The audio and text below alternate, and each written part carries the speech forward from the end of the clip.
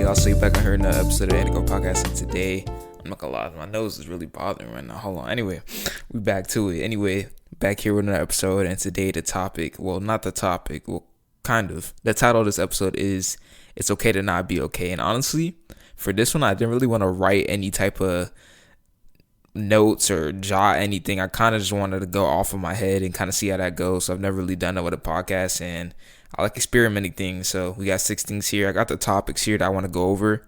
I'm just going to read them, riff on them for however long I feel is needed, and just give y'all what I got to say about it. But I don't know, just recently, I ain't gonna lie, I had another little kind of dark period, being completely honest. It's just kind of me, as I say in this first part, stop getting in your own way. It's just kind of me versus me, because honestly, when I look at it now, kind of that is, it's kind of that it's kind of past in a sense, it's kind of over. I think it's you look at it for what it was, you look at it more at face value, you're like, dang, that was really me just self-sabotaging myself, putting things in place that weren't even real, and trying to make not even make, but in your head is spinning things that you think are real in the moment. You know they're not real, but it feels so real that you think it is reality. That's not what's actually going on. You're just in your head trying to navigate things, and you're hearing thoughts that are trying to sway you one way, but in your head you have hope. It's a whole multitude of things when you're kind of in a dark space. I think we all know it'll pass, but just when you're in that moment, it can get kind of dark. It can get kind of difficult. I mean, as expected, everybody goes through hard times and, moments where you kind of question yourself. And I think that's where you really learn why you're doing something and what you're really doing. But anyway, that was the introduction, just me being kind of transparent in a sense, saying that, everybody goes through dark times. Everybody goes through moments where they question themselves and really realize things that you do that need to be resolved and things you need to work on. But anyway, like I said, the first thing, stop getting in your own way. Because I feel like a lot of times, just as human beings, we might have issues and have issues in the tuck that we're not dealing with, and we kind of just keep going. Especially if you really want to get after, if you're really consistent, you really just want to do things that you aspire to do. I feel like a lot of times people in that, I guess, subset or whatever you want to call it, they're just doing things and showing up for themselves. And I don't know, with me, it's just because the thing is, a big thing about being consistent is, it doesn't matter how you feel that day or whatever's going on, you're going to do it anyway. You know what I'm saying? So I feel like even though that's a big component of it and that should still be there, I just think a lot of times when you really want to do something in life, you just keep going and you keep going, and you don't really give yourself a moment to really realize, okay, this is what's going on in me. And these are some things that I need to work on as a person, just as a human being. And I just feel like a lot of times that's just a thing of not being present. And one of the main things I've learned from running, which is funny, is being in the mile, staying present. Because a lot of times, let's say for me, okay, let's say you're doing a workout, right? And you have the mile warm up and you're already thinking about, oh, we got 1,200 meter repeats. You're not even where your 2 feet are at that moment. You know what I mean? You're already 30 minutes ahead, or however long that segment is from where you're at right now.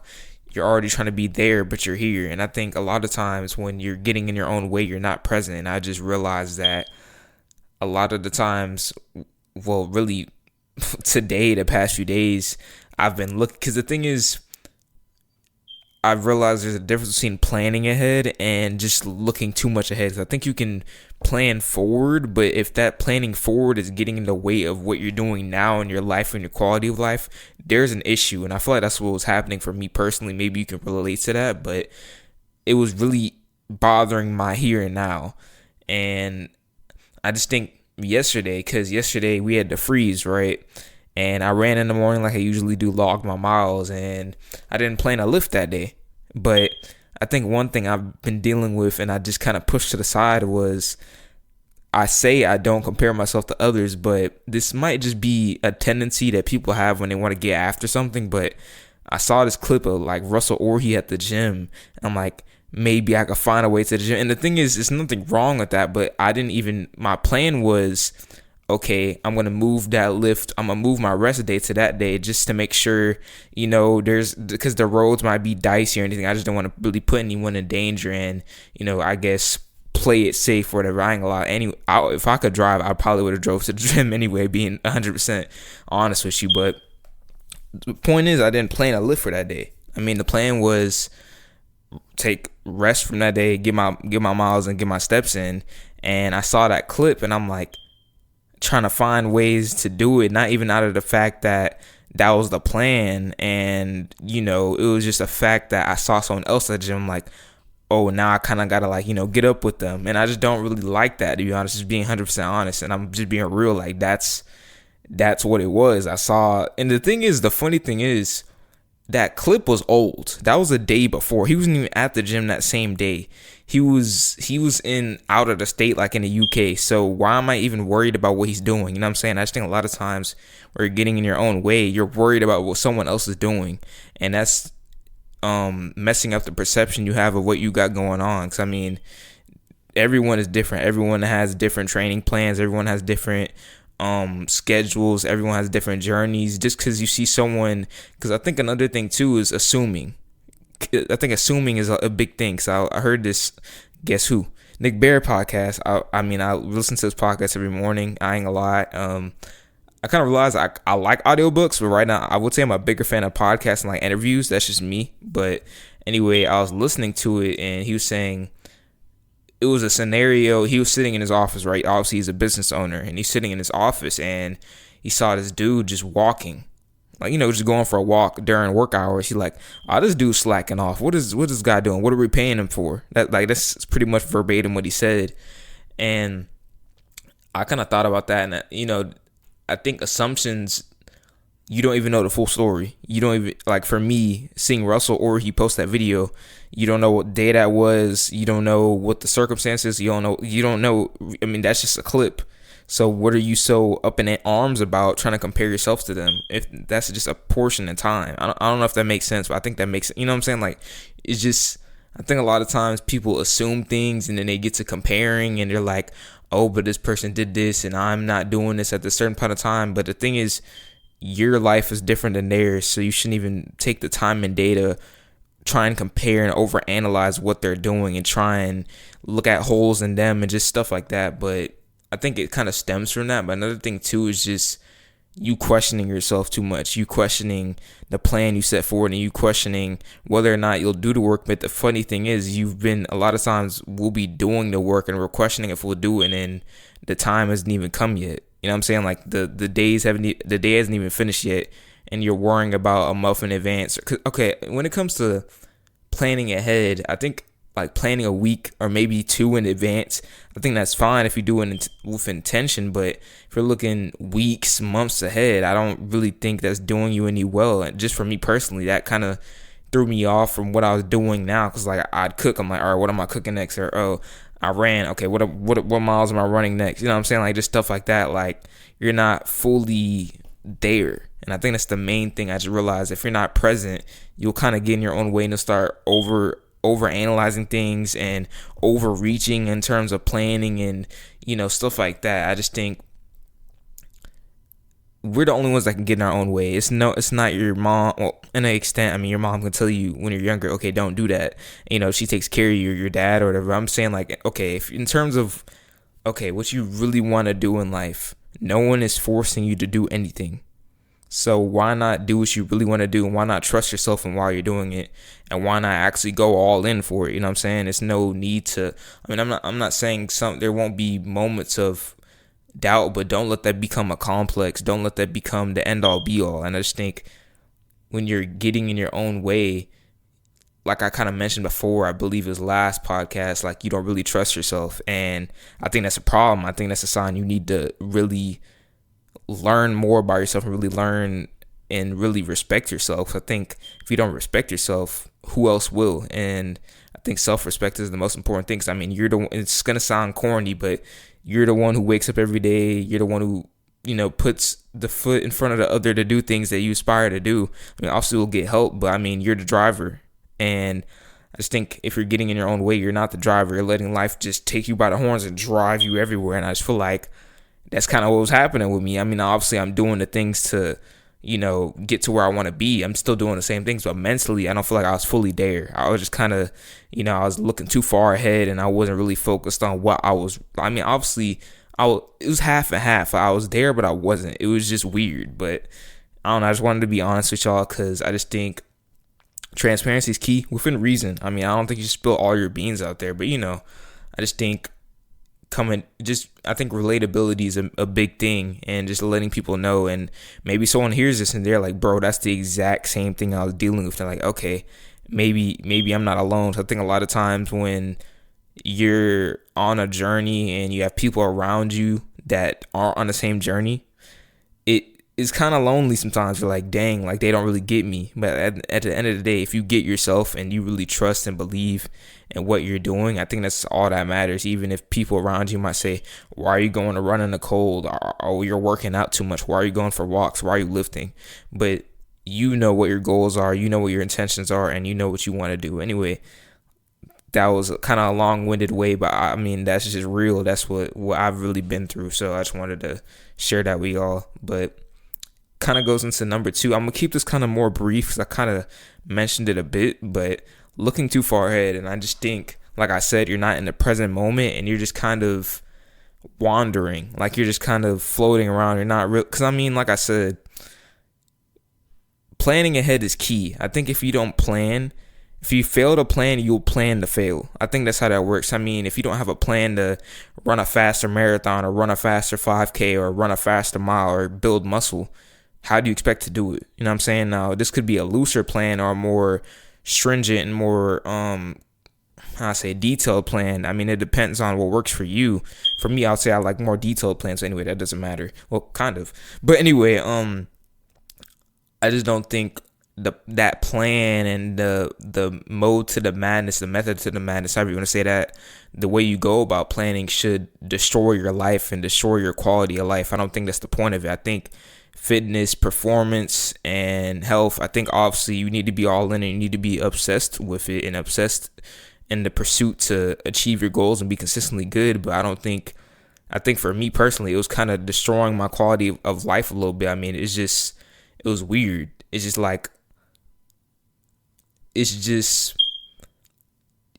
weird when you're doing it to yourself. Like kind of how I mentioned in number 1, getting your own way. It's really you self-sabotaging you. No one else is telling you these things. And it's kind of crazy because I was listening to this Mac Miller song. He said something along the lines like, basically what he was saying is like,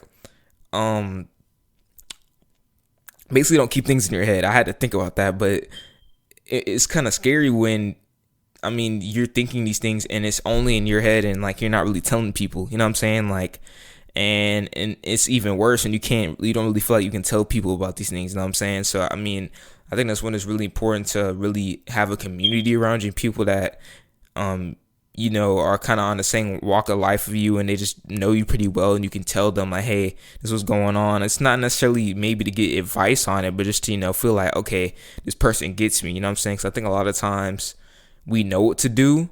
It might be hard to just do it. You know what I mean? You just know what to do, but you need to maybe just spill it out and be like, all right, hey, this is what's going on. And then you let that out and just keep going. Because I think a lot of times a lot of people might not have people like physically around them that are on the same path as them and are on the same timing that they're on.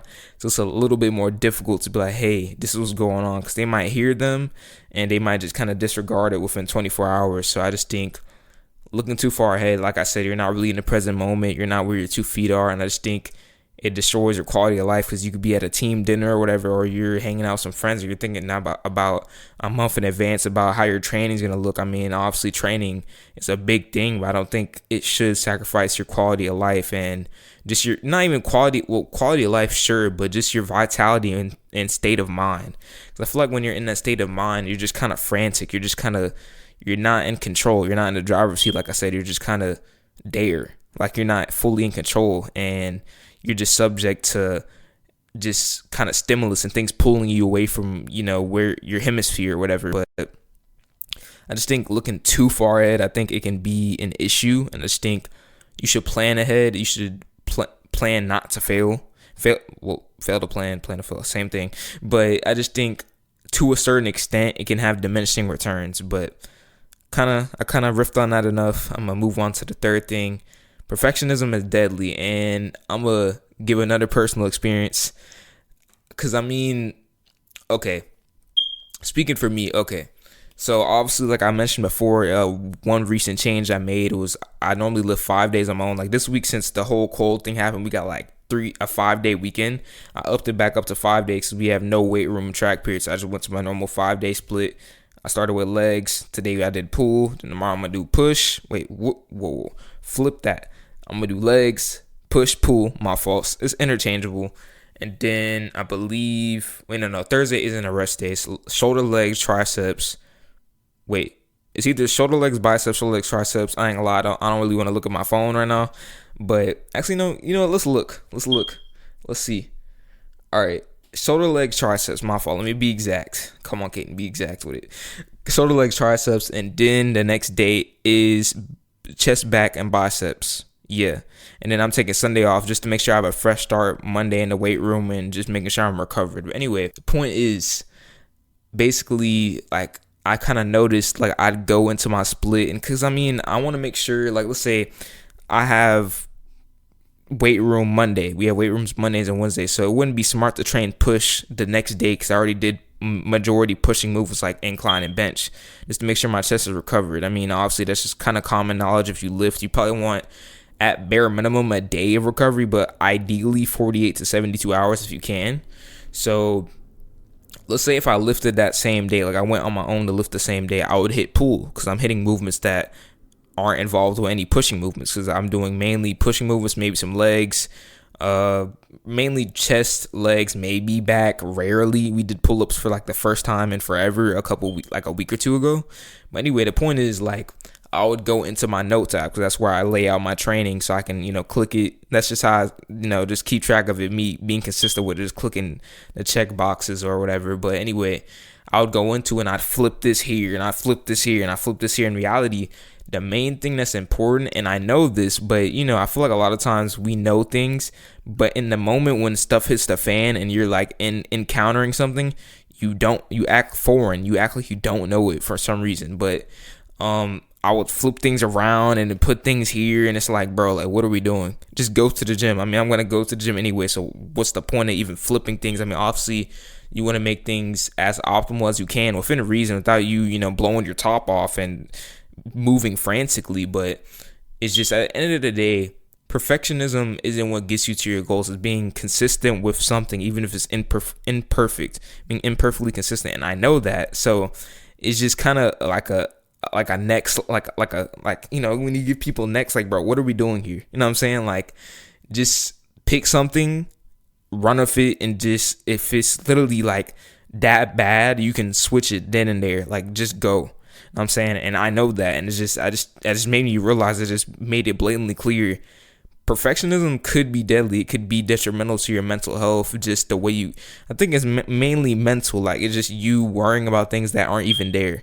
And going back to the first thing again, getting your own way, I just think a lot of times we worry about things that are non-existent. We just made it a thing, and no one's made it a thing. Society hasn't made it a thing. We made it a thing in our head, and it's non-existent. We're the only ones that can pull ourselves out of it and be like, hey, bro, like, shake ourselves, like, bro, like, what are you doing? Like, stop it. You know what I'm saying? So I just think trying to find the most optimal split, or trying to find the most optimal running form, or the most optimal running amount of days, or optimal shoes, or whatever, just from experience, me trying to flip days. And obviously within reason, obviously I probably wouldn't want to hit push the day before. That's just common sense, but within reason, like some weeks, like during the freeze, let's say the gym was still closed today, which I knew it wasn't going to be closed because my predictions are pretty good. But anyway, let's say it was closed today, I'd have to hit the gym 5 days in a row. Is that optimal? Maybe not. If you can recover from it, sure. But sometimes you just got to get it in, bro. Like, you just got to pause. But nah, sometimes you just got to do things unoptimally to get to just grit it out to get to where you want to be. It's not always going to be optimal, but if you can make it, I guess more, how to say it, I would say more optimal. I guess that's a good word. More optimal, more suitable for what you're trying to do. Go for it, but don't stress yourself out over it. Just pick something, and the main thing is just being consistent, getting out the door. But anyway, fourth thing I want to go over is if you're worried about competing with someone, you're not obsessed enough with your own work. And I just think a lot of times we get too. I think with social media we get too engaged and too wrapped in other people's lives. It's just the thing with social media. It's so accessible. It's so readily available. That was a hard word to say, but I just think a lot of times when, let's say, it could be like something so simple, something so subtle as, let's say you're doing a task and there's like a lull period and you just kind of go on your phone and you just see all these other people doing things. And then let's say you get back from a run and you just see all these people doing things. Obviously if you follow people that do the same thing as you, well, not the same thing as you, but they're in the same walk of life as you and they're kind of in the same niche. That's cool. I think they could maybe say something that you didn't know, or maybe give you some advice on something you've been looking on advice for, or maybe just kind of provide food for thought. I think that's a good thing, but I just think when, say you're watching a movie with your mom and you pull out your phone and you're just looking on Instagram like, oh, like, what is this person doing? Like, I just don't really think that's the way to go about it. And in terms of being obsessed enough with your own work, I think a lot of times we just the thing with social media, when you're trying to make time for yourself and make time to, I don't know, for me, I'm trying to edit a video or I'm trying to, plan something out. You might find a lull period. Let's say, like, for me, a file's downloading. I might go on Instagram and kind of see what's going on. Like I said, you're not really present. And I just think the main thing, if you're worried about competing with someone, you're not fully present. You're not fully aware of what you're doing. And then you start being, dang, I'm not worthy enough because this person runs a 4:13 mile and I run a 5:07. And I'm saying, like, I think that's where that starts, because you're trying to be present in their lives and be present in their accomplishments, and you forgot about yours. And the thing is, you might have started at a 8:03 mile and you're at a 5 flat now, and you're just seeing a clip of this one dude at an indoor track meet run a 4:13 mile, and you're like, dang, like, I'm cooked, I'm done. Like, bro, what does my progress mean? I just think this could be a good moment to, like, let's say you have Strava or you use a notes app to track your lifts or however you track your progress in whatever modality of life you do. Because I think you can progress with editing, you can progress with art, you can progress with being a better father, being a better husband, just anything. However you I'm crying. Track that metrically, or however you track that objectively. I think it's important to have that so you can see, okay, I started at 8:03, now I'm at 7:13, now I'm at 5 flat, and then I want to get to 4:30. However your progress looks, that might be a big jump. So you get the point. It's slowly getting better, progressive overload. And I just think the main thing, and I know this, you want to prove yourself right, you want to compete with yourself, and honestly, you should care more than others. And I've said this plenty of times, but I think a lot of times when you're in the arena, you kind of forget, and you have to be reminded, you have to be kind of slapped in the face, like, hey, like, bro, you need to be present. You're too worried about what Simon is doing. Because I think, like, when you're the main thing is, okay, what legacy do you want to leave? Because it's not going to matter what this person does, or what this person posted, or what mile they run. At the end of the day, it's gonna matter what mile you ran and what experience you had. And I just think when you compete with others, you try and figure out if you're better than them or if you're worse than them. And at the end of the day, it's you versus you. And I know this, but I just think I think a lot of times when people compete with others, it just takes their mental health takes a hit, and they start trying to tell themselves things that they're not, and kind of crap on themselves, like just belittle them. In reality, that's not even the situation. It's just they think this because their perception has been warped because they saw something that someone else is doing. They're doing good for themselves, but if you're competing with them, you don't see it as them doing good for themselves. You see it as an attack on you. Like, you know what I'm saying? Like, you see it as them, like, within reason. I think a lot of people, if you have good people around you, they'll challenge you to be better, but it feels like they're like trying to kind of kill you. Like, they're like, bro, like, they're like antagonizing you in a sense when you're competing with them. If you just see, like, oh, dude ran a 4:13 mile, good for him, you know what I'm saying? But if you see it as, oh, how can I be better than them? Or are they better than worse? Or like, oh, what did they not do? Like, just trying to, you're honestly making them an enemy. And honestly, I heard that in The Courage to Be Disliked, and I didn't really see it, but now that I've just kind of, lived a little bit more, I see it and I've experienced it. Because you'll see someone do something and let's say like you're winding down for the day and they're lifting, you're like, oh, like, whoa, you know what I'm saying? Like, it's just, it's real. Like, I'm gonna be real, it's real. And I didn't really fully see it until late last year, until now. And it's not the way to go. I mean, because Nick Bear, again, I'm gonna mention him, but he was saying how like he doesn't really like competing with others. He doesn't like, operating with his chip on his shoulder. And I just kind of see what he means, because I just think when you compete with others, it's out of a mode of feeling like you're attacked, and a mode of you trying to be better than someone, you trying to be on this pedestal. And I don't even think that's the main thing about it. I think the main thing is setting a standard, setting a goal, and setting your life up to hit that goal, and just being all in on it, and just not being consumed by it, and not being all consumed by it. Let me preface that. But anyway, fourth section: if you're worried about competing with someone, you're not obsessed enough with your own works. At the end of the day, your work matters the most, because that's what's really gonna leave a legacy and help you inspire others, or whatever you want to do with that. But anyway, fifth thing, second to last thing I got here, is just peace of mind. And this one will probably be a little bit shorter, because I feel like a lot of these I kind of covered it, but I also want to go over this. But I think peace of mind is key. I mean, I feel like if you don't have peace of mind, you don't really have anything. Because I think the mind is more powerful than the body, because I feel like the mind follows the body. Well, no. The body follows the mind. My fault.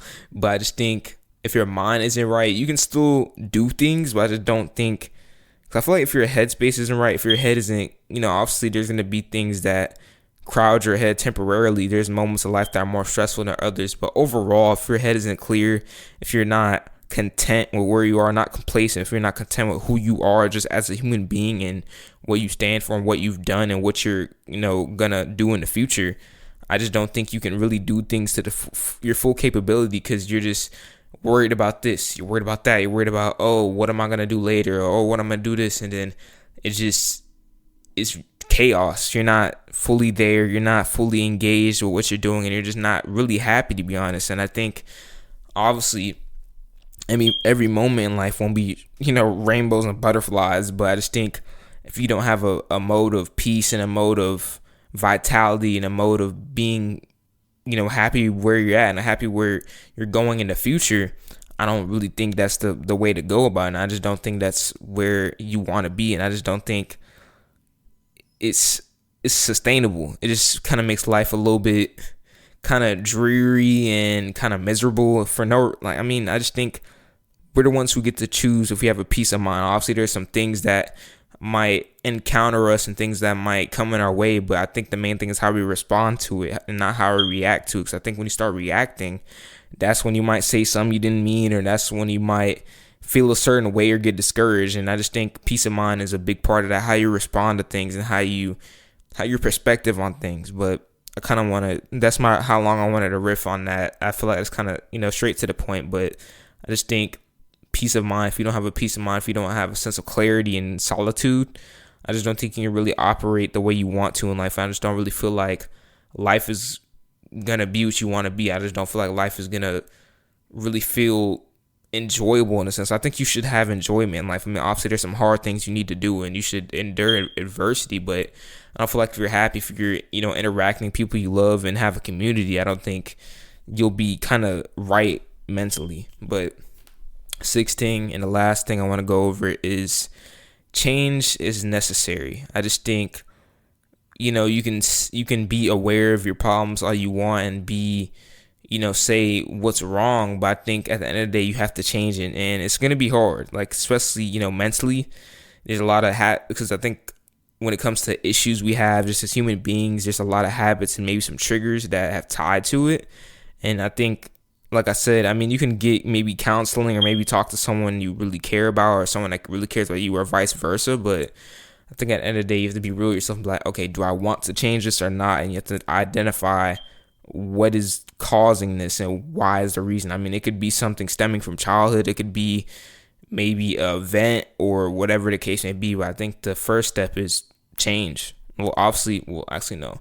The first step would be, assessing it and evaluating it. And then, obviously you have to take the steps to facilitate change and for the better. Because, I mean, if you just stay there, you're going to be stagnant, and, obviously there's not going to be any growth in terms of what you want to stop doing. And I just think there's a lot of things you want to do in life, but there's a lot of things you should stop doing in life, and things you have to stop doing to really make your goals apparent and put things in perspective and make things clear and make things, kind of palatable. Not palatable, but make things more rational. So I think when you're in a irrational state of mind, you're obviously you're frantic, you're not really thinking clearly, and you're not really in the right state of mind to really, have a sense of fulfillment, happiness, and contentment in life. I just think if you don't change it, who else will do it? You know what I mean? I think you have to be willing to change and be okay with the change when it happens and just